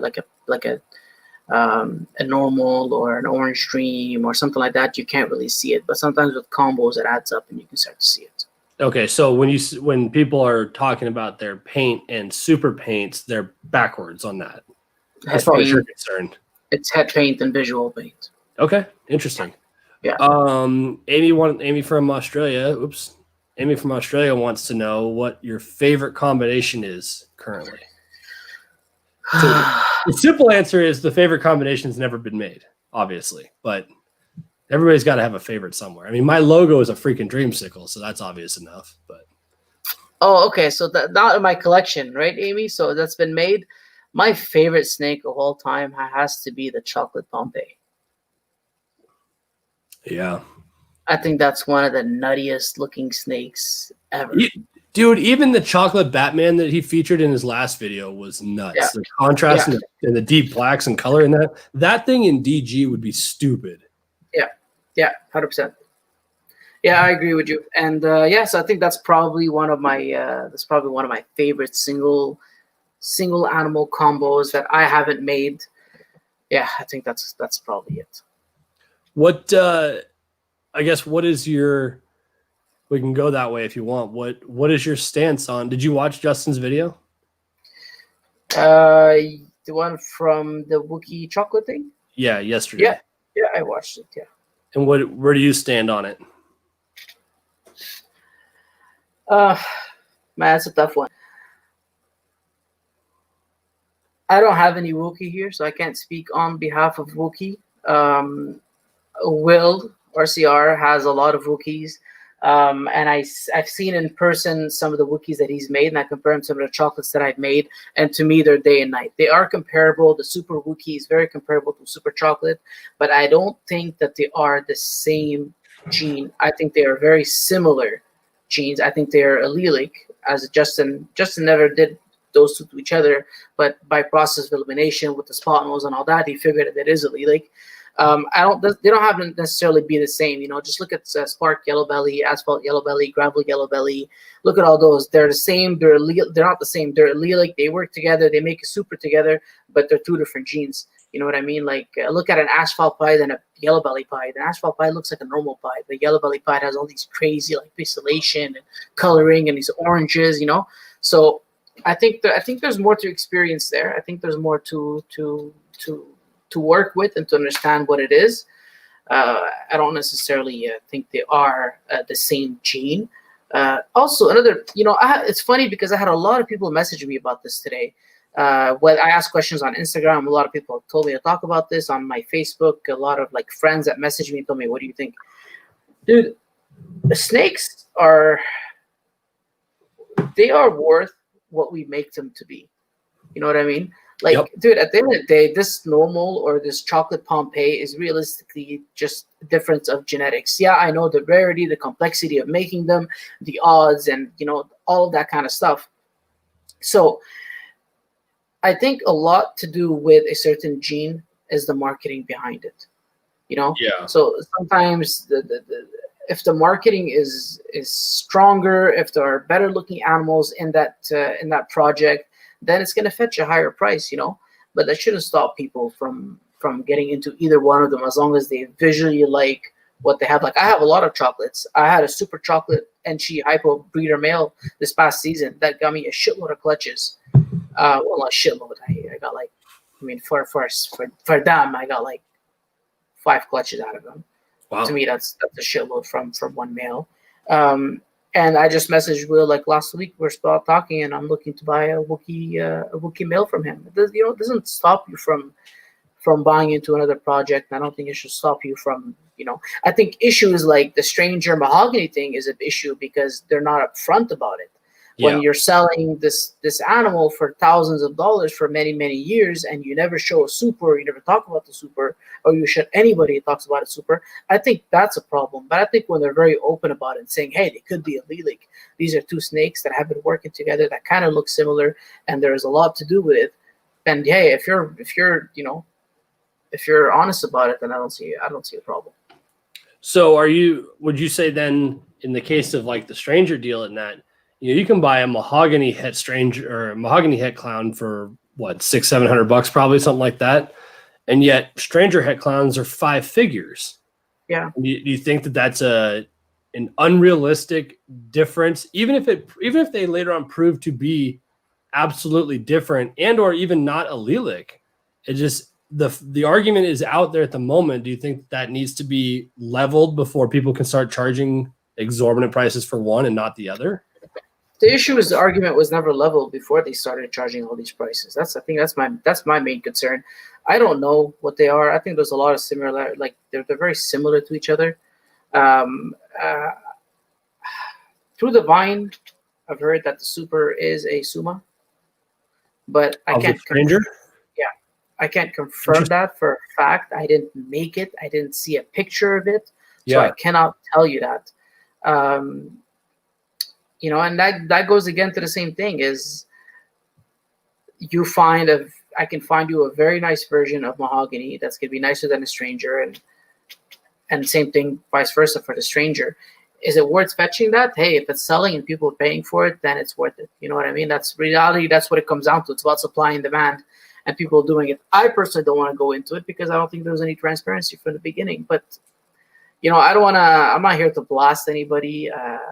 What they've done with it is amazing. Yeah. I just think that sometimes ego gets a better hold of people. Well, and I've mentioned it before. What's one of my personal policies is, I mean, I'm not in a position, obviously, to have, 500 animals here. I can't work every project and that kind of thing. So my policy has always been, if I don't get it, if I don't understand it, see the gene, know how it works, can have confident I can see it in some combos, whatever the case may be, I don't bother. And I had the opportunity to get into a Wookiee. It was a cinnamon Wookiee, I think, male. And I thought seriously about it. In fact, I was ready to go. And after talking to a handful of people and kind of at the 11th hour, I messaged the guy back. I'm like, man, I just don't feel comfortable with this. It's not that I don't believe it. And I don't think it's, it's kind of staying power. I mean, I see people, they have them. I mean, you can list anything for any price you want, but they seem to be, fairly consistent in that. And I was like, but I just don't get it. And, whether the outcome of this brings the price of Wookiee down or the price of chocolate up or no change whatsoever. And, I wonder the same thing about the mahogany stranger thing in that. It's like, or actually the more analogous one we talked about last week is this whole hurricane trick blitz bullshit. Like when it comes out, when somebody breeds a hurricane that came from Hans to a trick or a blitz that came from wherever else, and the super form looks like everything else we've seen from everybody else, does it level the playing field at that point? Do hurricanes come down, or do trick and blitz come up, or are people still going to pay a premium for hurricane because of the hurricane name and the lineage, I guess? Yeah, fuck, man, that's a loaded question. I think it comes down to the quality, man. Like, I recently got into hurricane by it's so random that I got into hurricane. One of my friends, Nicole, messaged me. She's like, hey, I'm looking for a nice dark hypo male. I was like, I have the super chocolate NG hypo, but I might use him again. I'll let you know. And then she messaged me like a couple of days later. She's like, hey, I got this hurricane male, like breeder. I'll send him to you and we'll just do an even trade, you know? I was like, okay, that's fine. So I got him here and then I started looking more at hurricane. Look, man, from what I've seen, the people that have presented Trick on the table, it looks the same, but I don't think it's as nice as Hurricane. I know they're probably the same thing, and they're probably going to be the same gene at the end of the day. But I think the quality, it shows that the Hurricane is nicer, in my opinion. Not because I have it, I really don't care about that. It's not even one of my main projects whatsoever. But the thing with that is the people behind each one of these genes is what matters. Yeah. A lot of these people, I'm not trying to put anybody on blast, man, but when you act like a child online about your trick and what's the other gene with Trick? It's Blitz, and you start acting like it. Like, dude, instead of hating and try to put other gene down, why don't you build up the hype behind your gene? Why don't you present the right marketing, produce the nicest animals, and show what this gene is capable of, instead of trying to talk shit about another gene to bring it down? Like, what's the purpose of that? You know what I mean? Like, yeah. Look, whether they are or not at the same time, stop with all the bickering. Just fucking do your thing. Make the best version of what you can and show it off. Be like, hey, this is a blitz. You think your hurricanes are cool? Look at these fucking blitz combos, you know? And that's it. You know, that's how I view it. But it's all who's working behind the product. Look at chocolate. Look at spot nose. Dude, you couldn't give away spot nose before or chocolates before. Or red stripe. Or red stripe. Don't even, dude, I have so many stories of like the prices of some of these combos overnight changing. Yeah. When you saw the marketing, Justin put in the time for it. You know what I mean? When he made the red stripe clowns, or when other people have made shit way before Justin. They just never marketed. I remember whenever Justin made the leopard ivories. I don't know if you remember that time. No, he posted them. Okay, so leopard ivories, they came out all the ivory, which is an all white yellowish snake, all of a sudden has a bunch of pattern. Everybody went crazy. Leopard ivories were fetching $2,500. It was just a big party. And then you had this guy from I don't know where posting like, we made these 4 years ago. Okay, dude, why don't you show them off? Because you want to act like you're the cool underground breeder, then we just make stuff and we don't show it to anybody. Okay, then why are you in this hobby? You know what I mean? We're making art, man. I have art. I make art. I don't know if you do that. I'm an artist, I guess. Somebody in the comments earlier actually mentioned that you're a hell of an artist. I didn't know that. Oh, thank you, whoever that was. Thank you. And if I put it in my basement, don't show it to anybody, then why am I doing this? Yeah. For 4 years down the line, someone to make similar art to be like, I used to make that 4 years ago. Dude, okay, you didn't market it, you didn't show it off, you didn't put the money, you didn't put the effort. So what do you, dude? People gotta stop trying to find excuses for shit and just do it. It was your buddy Black Son that. Yo, Rodney. Yeah. Thanks, bro. I appreciate the love, man. Those guys good people. Yeah, it's and that's part of the fun thing for me about, because I'm obviously fairly young in this, and so I don't know a lot of the history and I don't know a lot of the background. And that's why I've been wanting to get some of the more seasoned people and people that have been in the game a lot longer. And I like learning the history behind some of this stuff. You can only learn so much in a 15-minute YouTube video, but if I can sit down and pick somebody's brain for an hour and a half, like that's the kind of stuff I like. Actually, for that matter, in any career field, I like seeing anybody do whatever it is they do well. When I was at Justin's place and we were just cleaning and feeding snakes and that, and I was just letting him go, just asking him questions and stuff. Like, there is no doubt that dude knows his shit and is incredibly passionate about it and has some freaking Rain Man brain on how to look 5 years ahead of everybody. And he's already planning for things today that you and I will never come up with as an idea. And 3 years from now, he's going to lay it on the table at Tinley, and freaking Pastel is going to be going for $1,000 a piece because Justin unlocked it and figured out how to do it different. Yeah, I bet. So I love that kind of stuff, man. But so along the same lines, because it's something that I'm working on. Do you have an opinion on the Scaleless situation? Do I have Will pastel? I know we love pastel. Hey, the lace shit that I posted yesterday, man, it's fucking unreal. You guys gotta go check it out. Dude, Actually, I want to show you guys. I gotta show you guys this right now. We're gonna talk about that. that's a Hold on, gene I want to get into. Even the stuff like my buddy Marshall has made his. I don't know if you guys can like this thing is insane. I think this is a Yeah. pastel and she and you gotta go check it out. I'll post it tomorrow on my Instagram. It was on That's my story bonkers. yesterday. Back to your question, scaleless, dude.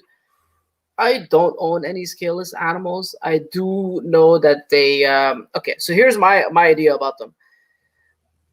I think that the heads, the scaleless head, I think people, if they don't want to go the complete scaleless way, there is so much to do with just the scaleless head part because Thank you. It changes pattern, it changes colors.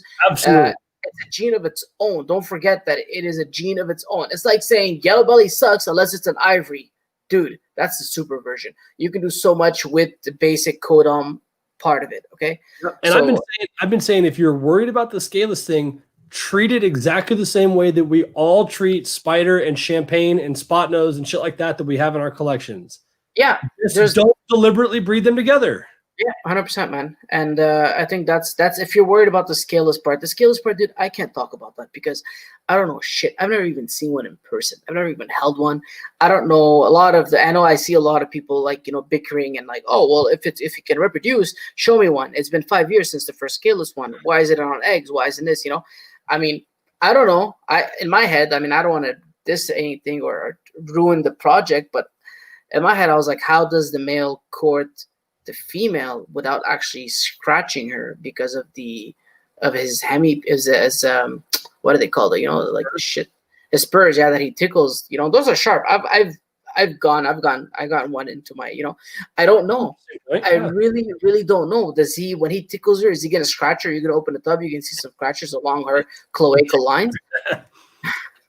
But I don't know. I really can't tell you more than that about it. But hey, if people want to use it, if they're scared about the scaleless part and you want to use it as a codom enhancing gene, then why the fuck not, man? Yeah, and there's no doubt. I've made probably, I don't know, probably 15 or 20 animals, maybe more from my scaleless head male.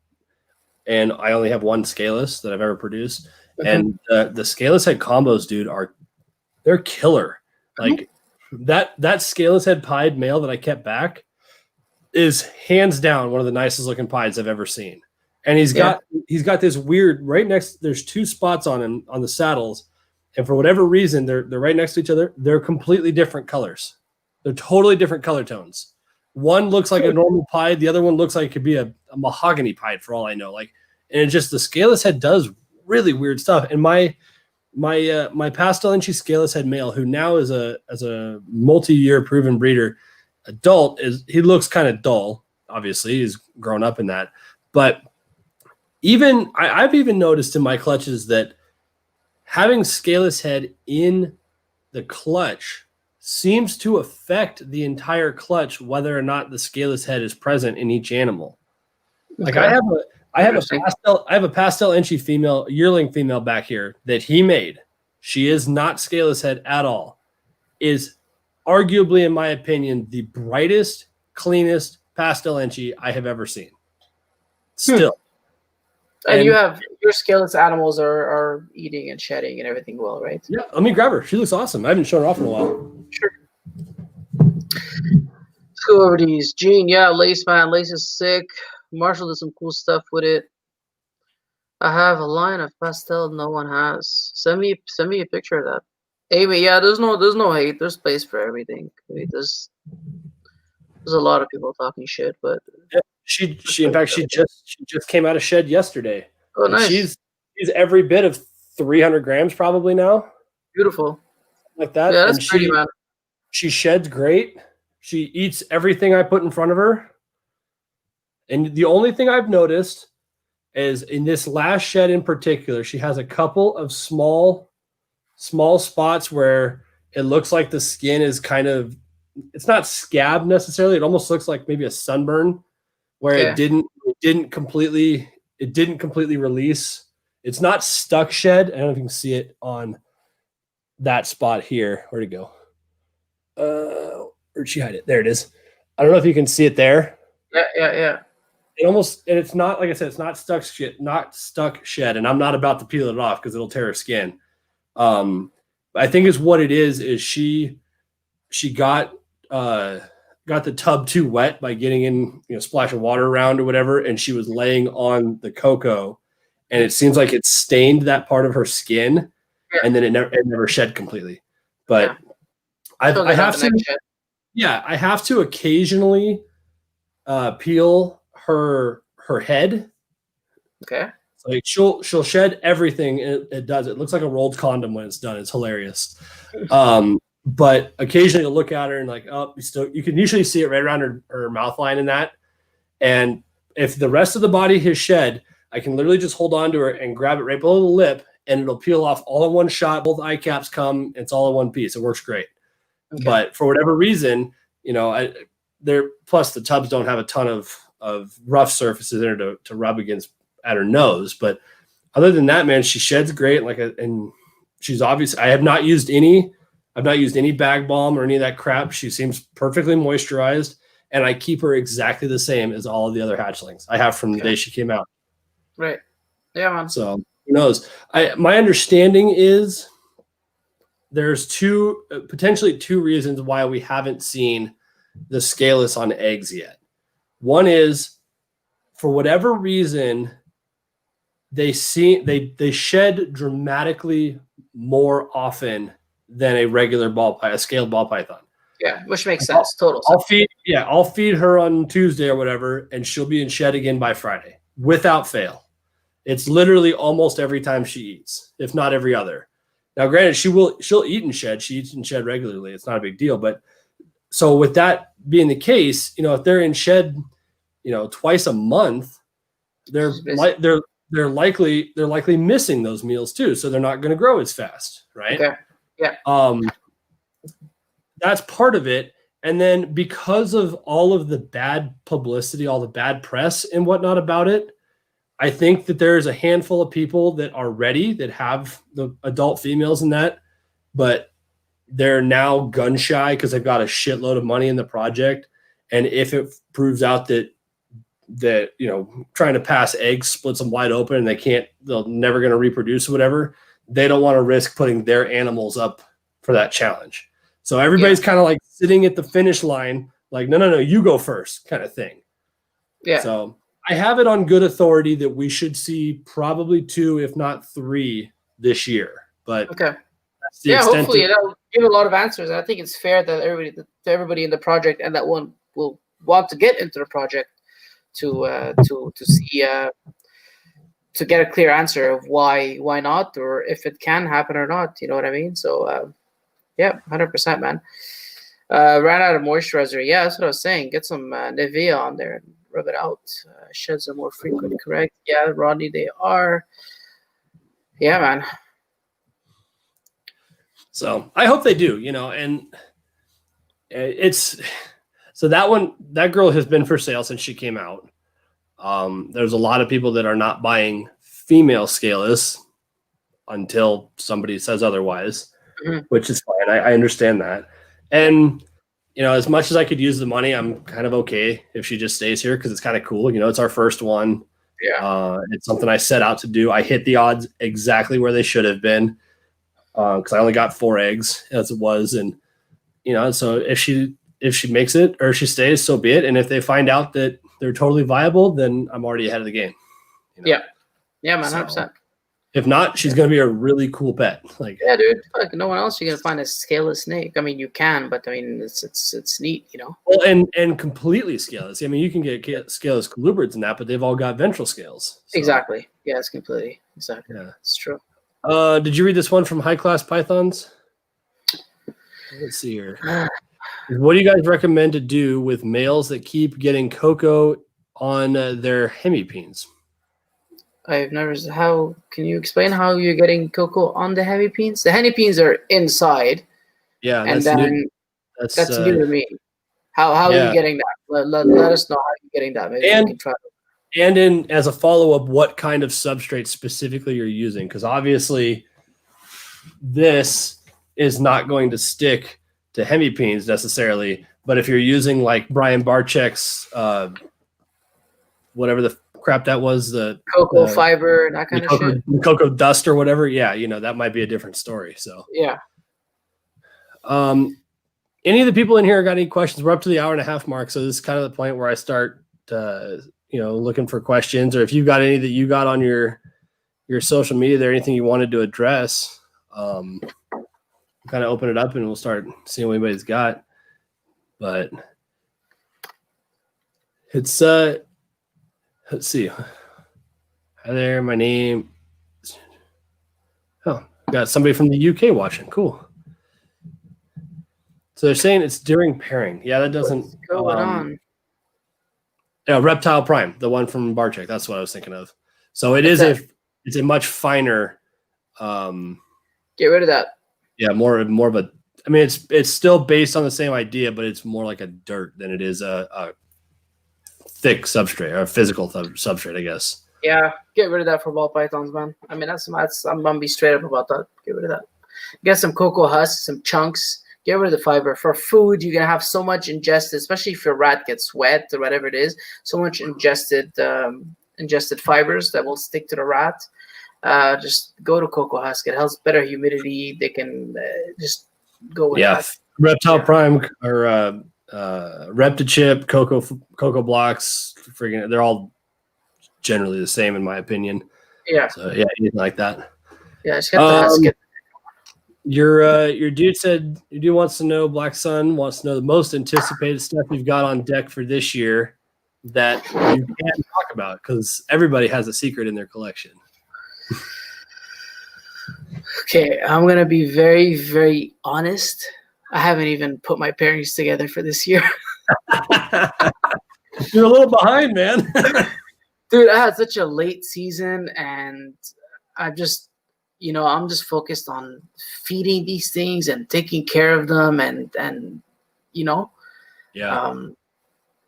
just selling some to get them out of my racks. I mean, and so obviously I don't like selling stuff fast, so it takes a bit of time to get them on the food and eating correctly, and when they're out, they're eating well for the next owner.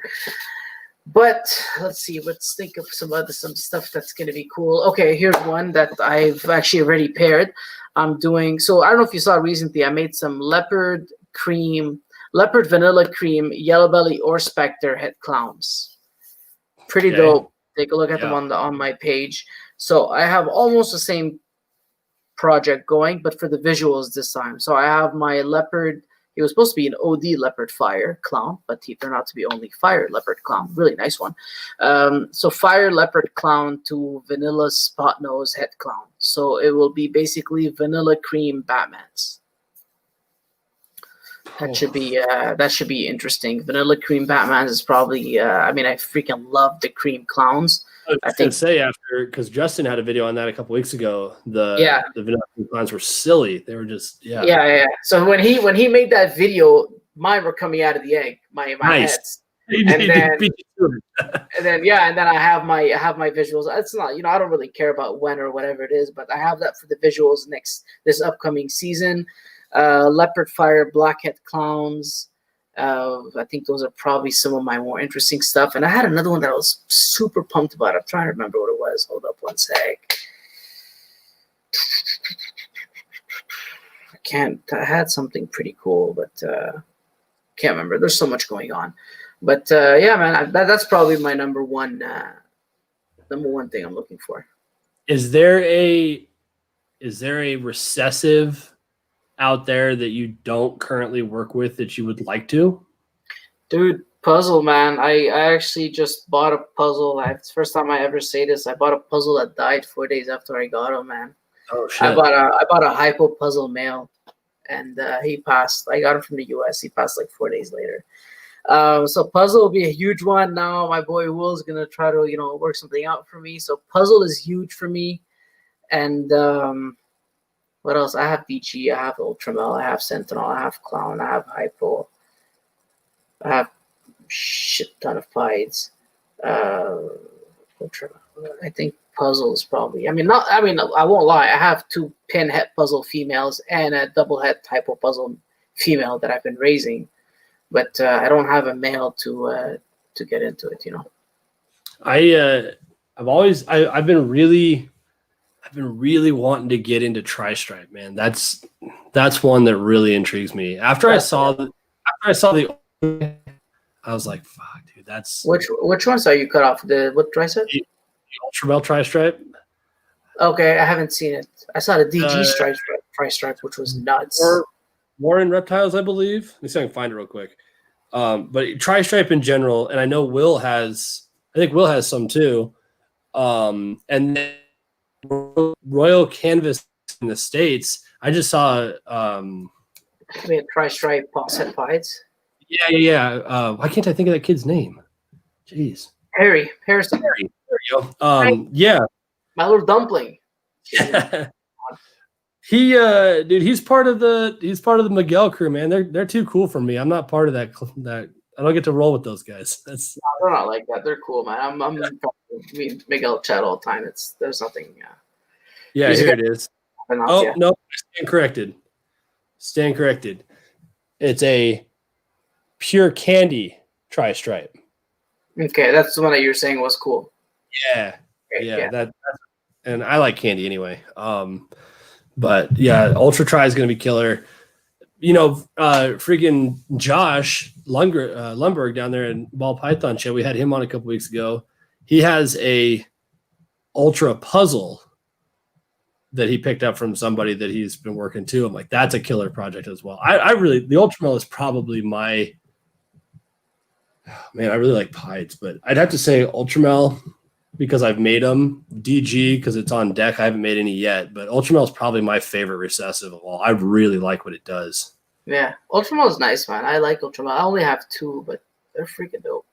I'd rather work that than T negative albino any day. Like I just think it looks better. Yeah. I just have a hard time developing albinos. I don't really have a vision for them. It's hard for me. Yeah, and it seems like a lot, especially it's a lot of albino combos. It seems like it just loses all of it. It just turns to solid yellow snakes a lot of the times. It's tough. Yeah, you have to be careful how you do it, the kind of what it needs. You know what I mean? Like I think the Ultramel needs some of the darker genes. Yep. I think the lavender is nice with the darker stuff, but it's also nice with like the orange dream stuff. But a big, not issue, but a big thing to do with that is you really need to make, like if you're making a like labs, to know what's an orange dream lab, you have to compare it to a regular lab and to a yellow belly lab, like next to each other almost. Yeah. So you really understand. When you learn that, then you can see like, oh yeah, that's not just a regular lab, that's an OD lab. You know what I mean? But it's tough at first, but you gotta, but dude, oh my God, lab, there's so much potential to do with these either negative or positive albino combos. There's so much to do, and I think people's lack of vision kind of stops them from developing it. And lack of space and lack of resources. But I think that's mainly why Justin does so well, because Justin can take, a row of like 20 clowns and put that, a couple of different combos into them, and he's going to hit what he wants to hit and see what looks good and what doesn't look good. You know what I mean? Well, that's the nice thing. Yeah, that's the nice thing about where he's gotten with his collection is he has the ability to experiment without screwing with the rest of his season. Yeah. He can shelve an entire rack of girls and say, we're just going to try a couple things and see what happens. And it doesn't change, his bottom line. Mm. And just because I don't usually get into calling people out on my channel, but because it is my channel and this one's starting to bother me, just watching this happen. Yeah, I want to say something too. This daily life of a gypsy boy with exotic animals. I saw him check in a while ago. I guess he's from the UK or something. Just a word of advice from a couple of older dudes. I don't know how old you are, but nobody in any circle, in any group or community appreciates name droppers. We reference people that that wasn't my point, but yeah. We've talked to, and I said, yeah, when I was at Justin's place, or if I get up to visit Khalil or whatever. But that's in the conversation, dude. This person, guy or girl, whatever, came in here. And the very second comment they posted was, I'm friends with quite a lot of famous pet tubers. And then he just starts rattling off these guys like I'm really good friends with him. I talk to so-and-so a lot, but it's just not in my chat, man. Just I'm not, like I said, I'm not putting you on blast. I mean, I am a little bit, but just not here, dude. Like, it's plenty of people. You're going to lose a lot of support moving forward if you operate like that. That's my opinion. Yeah. Speaking of the industry, too many people talking smack about each other. Yeah, that's true. Hell, okay. Okay, guys, chill out. I'm disappointed that that didn't come with a super chat. Like, I mean, you've got all that big wig podcaster money now, man. You can start throwing around. Chris Eaton has a podcast, correct? If I'm wrong. Yeah, Snakes and the Fat Man. In fact, I'll go ahead and spoil it. I'll spoil it now. I usually do it at the end. Chris is our guest next week. So. Oh, sweet! I'll watch that. That's for sure. I've seen. When I was on my way to Tinley in March, that got canceled. We actually listened to the entire episode with him and Miguel, and that was a cool. That was cool. I like that. I liked. I guess maybe Chris is one of the older guys in this hobby. It's been around longer than I have, so it wasn't like kind of with the new podcasters that came about when I was in it. But he has some cool shit, man. I wanna.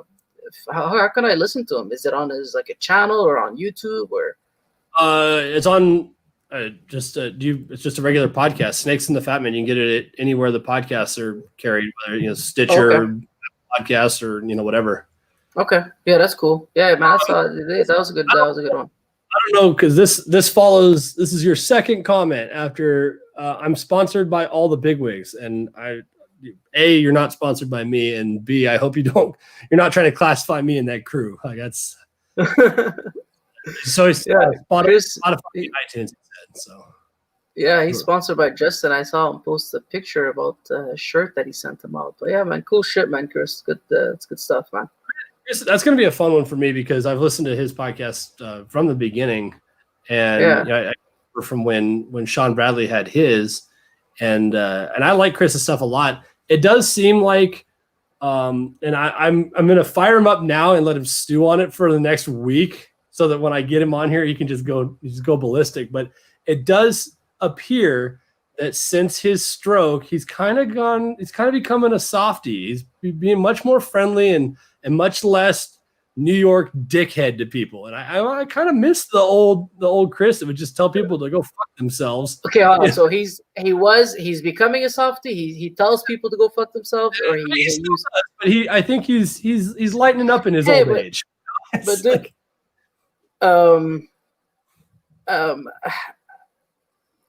I don't mind that, man. I think people. Hey, but I think people, they change, and not in a bad way. I think sometimes you. Yeah, here you go. You wanted it. He gave it to you. You're gonna put that up on the. Chris is good people, man. I really like his show, and he like we were talking about earlier. He's one of the guys I want to get on here and just kind of light up and turn him loose. And I want to hear some of the stories. He's been in the deep of it, of people getting screwed over, or you walk behind the curtain at a show and you completely shaft somebody and cut them off at the knees and make backroom deals, and like he knows that stuff's happened. Like that's the stuff I want. It's salacious. Yeah. That's maybe why he's always angry about it. I don't know. Chris can tell us, but that shit happens everywhere, man. A human is a greedy species, man. That's gonna happen in everything. It's not just snakes. People think it's just like, ball pythons are full of dude. Go talk to koi collectors. See what the fuck that's about. Go talk to anybody, man. No doubt, yeah. Well, and we've mentioned it on here before. I have an issue with people that have an issue with discussing the money in ball pythons. The reality is, I love money. If ball pythons didn't make any money, if they were not profitable, or you were not in it to make a profit, none of us would have 100 of them in our house. Dude, do you know how much my freaking Gypsy Boy, man, there's no harm in that. We're just saying name droppings. Yeah, man, we get it. There's no stress about that, bro. I don't know how old you are, your story, your background, and it's none of my business. It's just a suggestion is all it was. Yeah, but it's all love. There's nothing to it, bro. But yeah, like dude, I didn't even like snakes. I used to be afraid of snakes.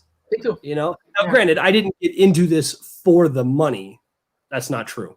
I didn't get into this for it to be a sole income. But if I can set this up where I'm enjoying it, I'm learning about them. I got over my fear. My wife got over her fear, and the collection can be a decent side income for us. Why wouldn't I? But I certainly wouldn't spend $500 a month on feeders to have a collection this size just because I think they're pretty. Yeah. Yeah, bro. So I don't like people being all shady about the money. That's one of the things I like about Miguel. He did that whole series on his channel about the money. Like, yeah, this is a $20,000 clutch, and I'm not afraid to say it. And I busted my ass and I put a shitload of money on the table to get here, and I'd worked for it. Yeah. You know, there's nothing wrong with that. The issue with the issue that people have with talking about money is they are scared that it brings in the wrong people into the hobby, and it's kind of like protect it and don't let people in, but it's not necessarily the best way to think, right? Because yes, it will bring in people. I think they can make a quick dollar. They're going to come in and they're going to see that it's not a quick dollar type of thing, right? Like, I've been doing this for 6 years. This is my first profitable year. 6 years. I was profitable after 1 year in my restaurants. You know, so 6 years later, it's my first year profitable. It's not overnight. It's not overnight success. It takes a shitload of fucking work, a lot of losses, a lot of things dying, a lot of things, you know, like issues and feeding. And bro, I've had some stressful days with it. You know what I mean? I still love it, but it happens. But what's going to bring is going to bring these people. They're going to get the fuck out really fast. But it's going to bring all these new people, man. Like all these new people that are growing into the hobby and like more. Just look at this year, bro. It's been crazy. The amount of new people that are coming in. A lot of people that are staying in it. You know what I mean? I think there's a lot of good with talking about money. But as long as we talk about the work and we show the hard work that comes with it. Because, dude, it's not about just posting these good-looking snakes on your Instagram like I do, man. There's a fuck ton of work behind it. Don't get me wrong. I clean snakes like I clean shit like every one of you guys. I just don't post it. Like because to me, that's not what I want my brand, my image to look like. I don't want to show you guys shit and thing and dead rodents and that kind of shit. Like that's just not me. But my snakes are as alive as anybody else's, and I clean their shit and I feed them rats every week, and you know, and I'll have to assist feed and cut off 3 times this year. I had to cut off the umbilical cord of a baby in the egg and tie it. So I don't post it and be like, hey, this is what I do. Like, it's fine if you want to do it, but that is the truth behind it. There is all that to do, you know? Yeah, and it's not all freaking home runs. I mean, we had a really good season, relatively speaking. And I've told you, but you know, on our very last clutch of the year, I cut live on a live stream and hit the Sumapide, a 1 in 16, and a freaking male to boot, right? That's it. And then the fucking thing doesn't eat. I try to assist feed it. I come in the next morning and it's regurged and dead. Oh fuck, bro. Yeah, Stu, you told me. You sent me a message about that. And it's like, you know, well, as part of the business. That I gotta say, that was a punch to the gut, dude, because that was the best thing we made all year, you know. Yeah, and but it happens. When I told people that I lost, I paid $5,000 for that hypo puzzle male. When I told people I lost that male, they're like, "Oh my god, are you depressed? Are you gonna sell your collection?" I'm like, what are you talking about? I have 400 live animals. Yeah. I have like for 2 snakes to die a year when I'm making 240 of them. Shit, it cost of doing business, really. It's the cost of doing business. I was in the restaurant business, and I paid my restaurants. One of them cost me almost $1 million to open.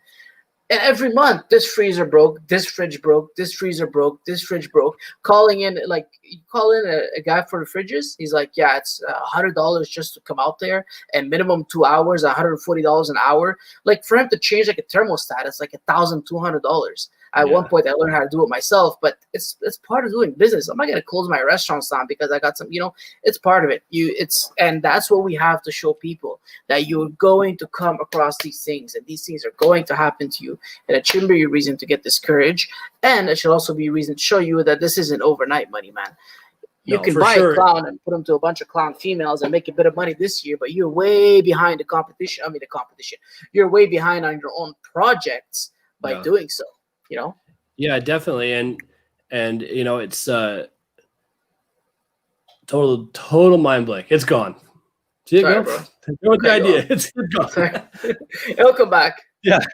No, but you're right though. I mean, that's part of it. And it's not, like I said, it's not all roses and rainbows. And we gotta freaking deal with it. And it's well, actually, what I was gonna say. And you talk about your people around you, like, oh, you're gonna sell your collection, whatever, because you lost that, you lost a shitload of money, or you look at that thing that happened with Billy with that shipment. I mean, he had like $40,000 worth of animals in that shipment.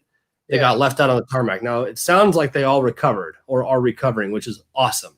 But I mean, that's in my world, that is substantial money, and it's a lot of money. Don't get me wrong. It's a different. He operates with a lot more zeros than I do, but it's still a lot of money. But you lose that. You still, there's 400 animals in your house that you have a responsibility to, and you can't just say, fuck this, shut them out the door. I'm done with it. Yeah, it's just not how it works. Yeah. So 100%. Well, if we're getting close to that 2 hour point, I'm gonna give those, we got 25 in here. I'm gonna give them about another 5 minutes or so to ask any follow-up questions for you. Sure. Anything else you wanted to add? Go ahead and for those that weren't here beforehand, just go ahead and plug all of your stuff, man, where everybody, and I'll put everything in the description, of course, but yeah, man. So 514 Reptiles. We're on Instagram, on Facebook. I do have a YouTube channel. I haven't posted in a minute. I do apologize for that. There's no valid reason for that. I should be posting more. I just it should be. I should make it a habit. But yeah, man. YouTube, Facebook, Instagram. You can message me on my personal Facebook page, Khalil ITANI. It says it in the title of this video. Yeah, man. Anytime you guys have a question, just hit me up, and we'll go from there, man. That's about it. Where you can find me. We're on Morph Market. I need to update it more often, but shit sells faster than I can post it, man. So. And one thing I will add, I've noticed personally is Khalil's excellent about getting back to people on messages, especially on Instagram and that. So that's huge. You get these guys that have substantial followings or, whatever. And it seems like a lot of times they just kind of forget that there's people coming up behind them that we need to, bring along and encourage in that too. So I appreciate it, especially being a newcomer in the hobby. So. Yeah, man, I'm gonna talk to you about that. Just before that, Red Snow Reptiles. I read your boas. I'm gonna get back to it in a second. That last part that you said, Jason, about getting back to people, dude.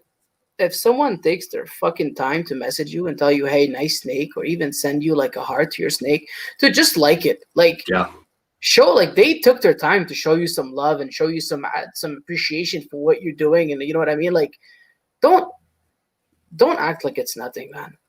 Like, I'm not talking to you, by the way, Jason. I'm just talking to anybody in general. It's just don't show some love back to the people that are showing you love, that are there supporting you. You know what I mean, dude? I know times get busy. Sometimes my days, like I remember, I think it was what happened with you. It's happened to with Rodney a couple of times, and he messaged me, and I got a message him back like 2 days later. But at least I'll go back to my message and be like, hey, you know what? I got half an hour before bed. Let me see who messaged me that didn't get back to. Yeah. Send a quick what's up, a quick shout, That's all it takes, man.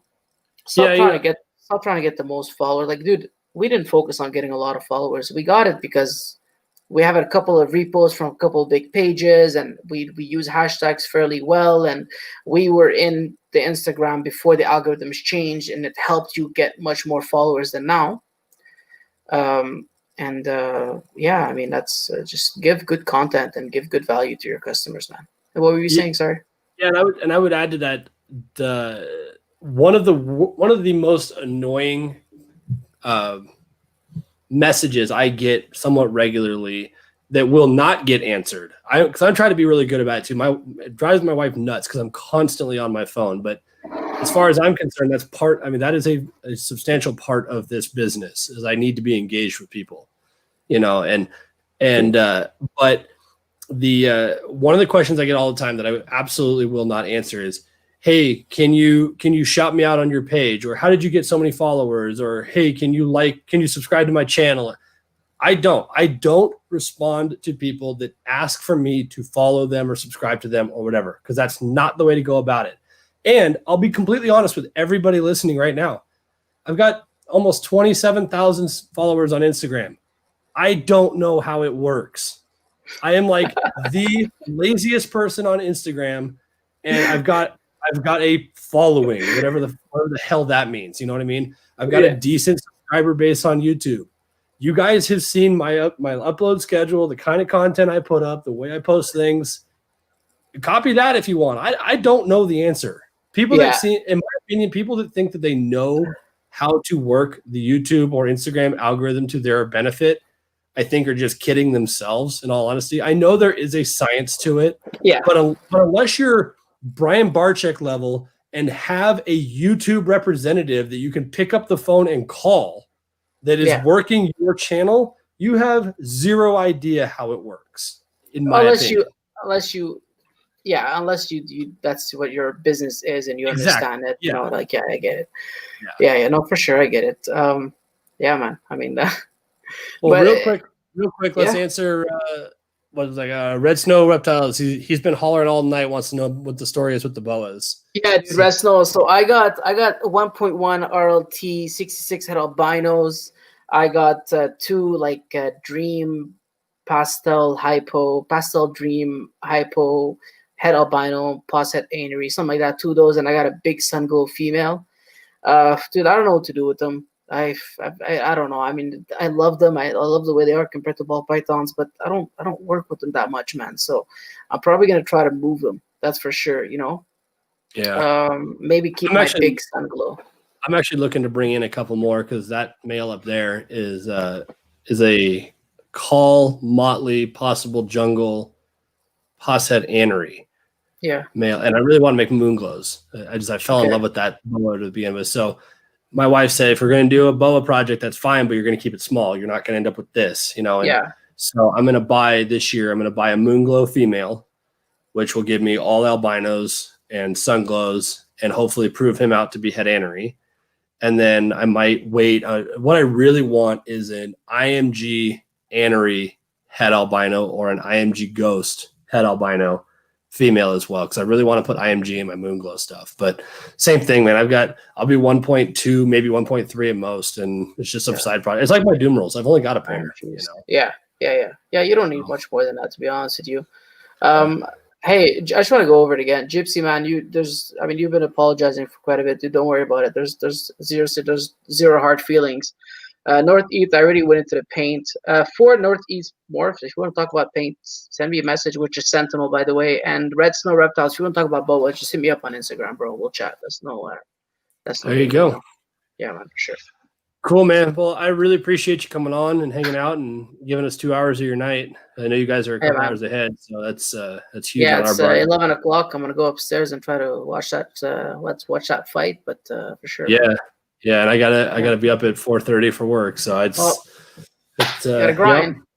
That's right, man. Every day. No, I appreciate you coming on. I'm gonna put you aside here for just a minute and check out with them, and I'll be back with you. All right, man. Go ahead. All right, guys, man, there you go. Freaking Khalil of 514. I knew that was going to be a good one. That was fun. Super cool dude. And I knew that didn't have any issues about that, but you know, this was more fun for me. And if you come in late, definitely, you know, it's tough for me because I personally don't like watching live streams after the fact because we're engaging with comments enough in real time, which is kind of annoying afterwards. But go back and watch this one from the beginning because the first 45 minutes or so was like lifestyle and business and stuff like that. We didn't get to snakes until the end. So super smart dude. We'll definitely have him back on and later in the year or next year or something and kind of see where he's at and that. But yeah, really appreciate you guys hanging out as always.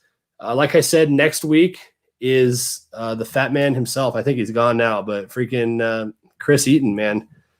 That one you're going to want to have a beer and a bag of popcorn for because I have a feeling that's going to be a wild 2-hour ride. So I'm super stoked on that one for sure. But until then, regularly scheduled video this coming Thursday as always.